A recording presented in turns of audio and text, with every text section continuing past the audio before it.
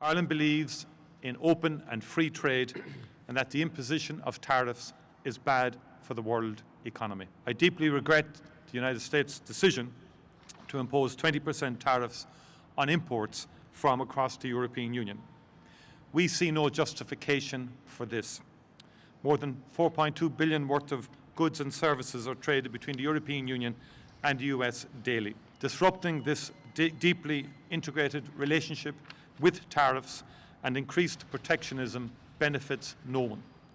Tariffs drive inflation, hurting people on both sides of the Atlantic, and they put jobs at risk. We will now reflect with our European Union partners on how best to respond. It is important that our response is considered and measured.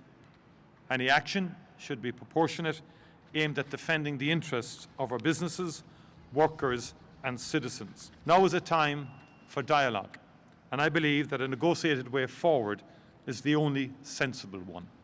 A confrontation is in no one's interests. Ireland will be a strong advocate for a constructive solution which enhances the existing and strong transatlantic trading relationship. As a small open economy and as a country that has built our prosperity on a policy of free and fair trade, there is no doubt that the imposition of tariffs by the US will have an adverse impact. Ireland's priority is the protection of jobs and our economy. We are starting from a position of strength and our economy is resilient.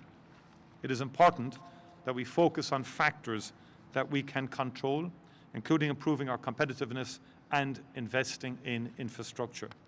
By working with Irish-owned companies, with multinationals based here, with our European Union partners, and bilaterally with the United States, we can and will weather this storm.